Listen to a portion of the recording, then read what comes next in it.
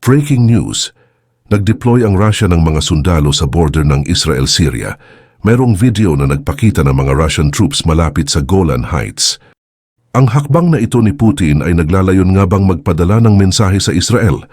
Tumawag ang United Nations General Assembly sa Israel para umalis sa Golan Heights.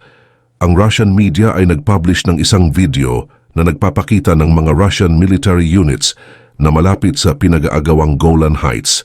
Sa video na pinost ng Russian Today, makikita ang Russian troops na nakadeploy sa frontline sa border ng Israel at Syria. Ang video ay nagpapakita ng isang Russian soldier na nagmamatyag gamit ang kanyang binoculars sa posibleng posisyon ng Israel.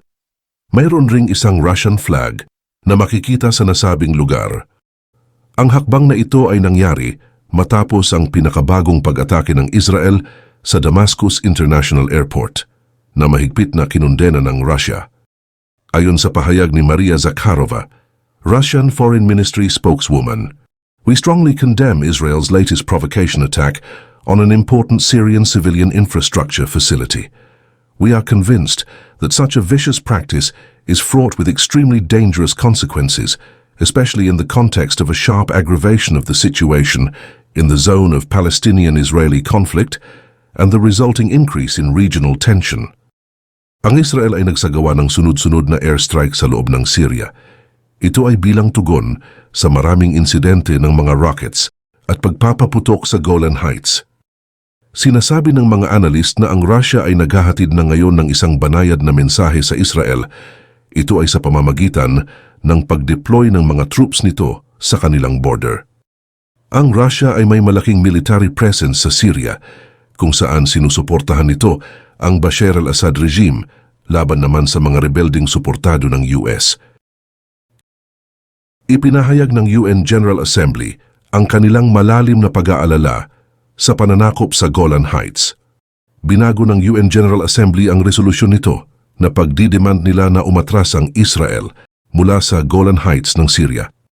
Noong November 28, ang 173 miyembro ng UN General Assembly ay bumoto sa draft resolution na the Syrian Golan under agenda item The Situation in the Middle East. Ang resolusyon ay pinagtibay sa pamamagitan ng recorded vote na may 91 in favor, 8 against and 62 abstentions. Bumoto ang India na pabor sila sa draft na resolusyon na nagpahayag ng matinding pag-aalala sa hindi pag-alis ng Israel sa Syrian Golan. Ang Australia, Canada, Israel, UK at US ay bumoto laban sa resolusyon na ini-introduce ng Egypt. Ayon sa resolusyon na ito, lumalalim ang pagkabahala na ang Israel ay hindi umatras mula sa Syrian Golan na nasa ilalim naman ng pananakop mula pa noong 1967. Idineklara ng resolusyon na walang bisa ang desisyon ng Israel noong December 14, 1981. Sinabi pa na hindi ito valid o anuman. Binibigyang diin din ng resolusyon ang iligalidad ng pagtatayo ng settlement at iba pang mga aktibidad ng Israel sa sinasakop na Syrian Golan mula pa noong 1967. Ang Syrian Golan ay isang rehiyon sa southwest ng Syria.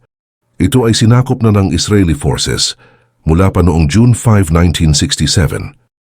Ang ginagawang ito ng Israel na pagkuha ng Golan Heights ay isang subject ng international dispute at hindi kailanman kinilala ng international community ang pagsasanib ng Israel. Kinilala ng US ang soberanya ng Israel sa teritoryo noong 2019. Ito ay sa ilalim ng administrasyon ng nooy presidente ng US na si Donald Trump. Samantala, nagbabala ang Russia sa isang pulong ng UNSC na ang Syria ay nasa bingit ng isang malaking salungatan. Narito ang pahayag ni Russian Ambassador Vasily Nebenzia sa United Nations. The difficult situation on the ground in Syria is aggravated by the sharp escalation of the Palestinian-Israeli conflict. The country, like a number of its neighbors in the region, is literally balancing on the verge of being drawn into a large-scale confrontation. Nasasaksihan ngayon ng mga bansa sa gitnang silangan ang pagsasalungat ng mga kinatawan ng Iran's terror laban sa bansang Israel. Ang kasalukuyang gera ay mas laganap pa kung ikukumpara sa kaguluhang namamagitan sa grupong Hamas at ng puwersa ng Israel. Masasabi na naging responsable ang Iran sa sitwasyon nito dahil sa paggamit nila ng terorismo sa mga rehiyon ng Gaza, Katimugang Lebanon, Iraq at Syria. Maliban pa sa pag-atake sa bansang Israel, ang mga teroristang ito rin ang siyang may pakana sa iba pang 70 operasyon na ginawa laban sa mga base militar ng Estados Unidos na naroroon sa Middle East. Kahit pa na hindi direktang nangingialam ang Tehran sa gerang namamagitan sa Hamas at Israeli Defense Forces, may mga pulisiya silang inilunsad na siyang nagtutuligsa sa pagsuporta ng Amerika sa tuwing nagkakaroon ng mga opensiba at depensibang gawain ng Israel. Ngunit ang taktikang ito ng Tehran ay makailang beses nang nahadlangan ng Israel na siyang nagsusumikap para tuluyang matigil ang ganoong sistema nila.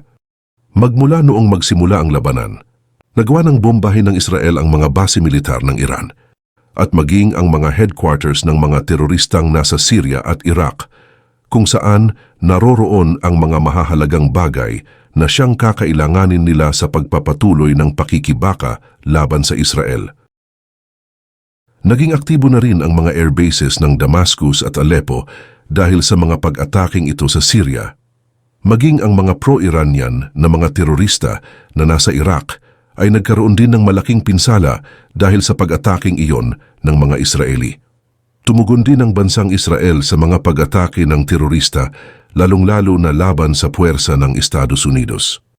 Kamakailan lamang, gumawa ang Israel ng isang hindi inaasahang airstrike malapit sa Damascus para masiguro ang military presence ng Estados Unidos sa Iraq at Syria.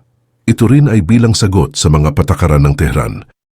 Base sa iniulat sa Syria State Television SAA, nagbanggit ng isang military source na ang Israeli Air Force fighter jets ay nagpakawala ng 2 missile sa itaas ng Golden Heights malapit sa kabisera na Damascus. Kumpirmado naman ng IDF ang atake sa mga kalaban na target sa lugar ng Sayyida Zainab, mga 6 na milya sa katimugang bahagi ng Damascus. Nagtangkang makapagbuo ng isang bombing raid sa Damascus ang F-16 fighter jets ng Israeli Defense Forces. Ito ay nagdulot ng pinsala sa ilang Iranian terror forces sa nasabing lugar. Isa rin sa mga missiles ng IDF Air Forces ang sumira sa isang farm na matatagpuan sa pagitan ng Al-Badalia at Sayyida Zainab na nasa bandang timog ng Damascus. Ito raw ay pagmamay-ari ng Lebanese group na Hezbollah. May mga nasira ring hindi pa matiyak na mga targets na malapit sa paliparan ng Damascus. Isa rin sa mga missiles na pakawala ng Israeli Defense Forces ang siyang tumama sa pagitan ng Muaddamyat Al-Qalamon at Al-Qutafa na matatagpuan sa hilagang silangan ng Damascus. Nangwasak iyon ng mga bunker at warehouse ng mga teroristang suportado ng bansang Iran. Ayon sa ulat, wala namang nasaktan sa nasabing aerial bombardment sa Damascus. Ang pangunahing layunin ng Israeli airstrike na ito ay ipadala ang malinaw na mensahe sa bansang Iran kaysa sa mga target ng Hezbollah Terrorist Organization sa Damascus. Ang mensaheng ito ay naglalayon sa pagpigil ng terrorist logistics ng Tehran sa mga kritikal na bansa sa gitnang silangan tulad ng Syria. Ito ay dahil inaasahan na ng bansang Israel ang hakbang ng Iran para manlinlang sa paggabay sa mga terorista kapag nalagay ang mga iyon sa alanganin. Isa sa mga halimbawa nito ay sa oras ng kasunduan ng Israel at Hamas Terrorist Organization kapag mayroong pangho-hostage. Isang palatandaan ng ganitong sitwasyon ay ang aktibidad ng terorismo ng Hezbollah. Nagkita sina Hezbollah leader Hassan Nasrallah at Iranian Foreign Minister Hussein Amir Abdullahian na dumating sa ikalawang pagkakataon sa bansang Lebanon simula ng kasagsagan ng digmaan. Sa katunayan nito, mariing binatikos ng Hamas ang Hezbollah at Iran sa mga nakalipas na araw. Iginiit kasi ng Hamas na halos kaunti lamang ang direktang kontribusyon ng Hezbollah sa laban ng Iran. Bukod dito, ang kamakailang pahayag ni Nasrallah na naglalarawan ng lahat ng mga atake ng Hezbollah laban sa Israel ay hindi nakakumbinsi sa mga lider ng teroristang grupo ng Hamas. Nakipagkita si Hamas leader Ismail Haniyeh kay Iran Supreme Leader Ali Khamenei at tinanong kung determinado pa rin ang Iran na makilahok sa digmaan at kung bakit kakarampot lang ang kanilang naitulong. Tumugon naman si Khamenei at sinabing hindi ipinaalam ng Hamas sa kanila nang maaga ang digmaan, kaya't hindi makikilahok ang Iran sa labanan. Dagdag pa ni Khamenei na magpapatuloy ang Iran sa diplomasya at moral na suporta sa Hamas, ngunit hindi sa aspeto ng militar.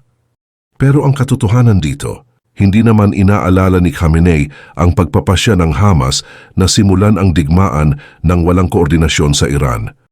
Sa kabilang banda, nagdesisyon ng Iran na hindi aktibong makilahok sa digmaan. Binigyang katibayan ito ng mga kamakailang pahayag ni Ghulam Ali Haddad Adel, isang kilalang opisyal ng Iran.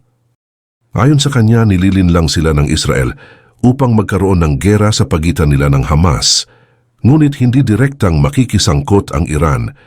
Gayon din ang mga komentong iyon ay sinang-ayunan ni former Foreign Minister Zarif na nagtrabaho sa ilalim ni Rouhani at miyembro ng grupong nakipagnegosasyon sa bagong kasunduang nuklear na hindi pa napipirmahan.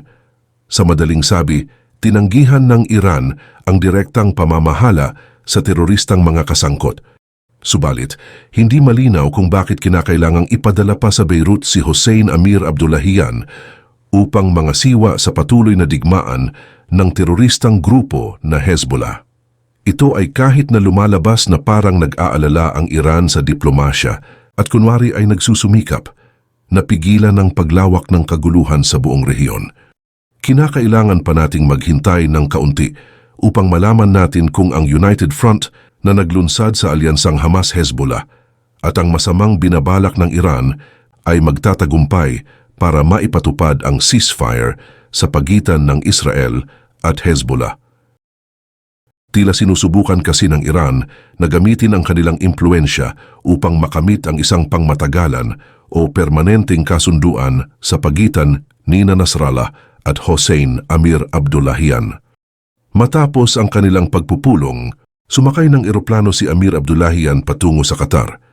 Sa isang panayam noong nakaraang linggo, inihayag niya na sa loob ng 40 araw ng digmaan, nakapagpadala siya ng mensahe sa Washington sa pamamagitan ng Doha. Ipinaabot niyang walang balak ang Iran na makilahok sa labanan. Pagkatapos ng kanilang pag-uusap, napagtanto ng Tehran na hindi ang laban sa Gaza ang magdadala sa buong rehiyon ng kaguluhan kung hindi ang labanan sa Lebanese front. Ang kaganapang ito ang posibleng magpapasimula ng direktang gulo sa pagitan ng Estados Unidos at Iran. Ang gerang ito ang maaaring makasira sa kapabilidad ng Hezbollah at posible rin itong makapagdulot ng malalaking pinsala sa Iran. Dagdag pa roon, parang minamaliit pa ng Hezbollah ang maaaring maging pinsala at epekto ng giyerang nagaganap sa pagitan ng Israeli Defense Forces at ng Hamas terrorist group.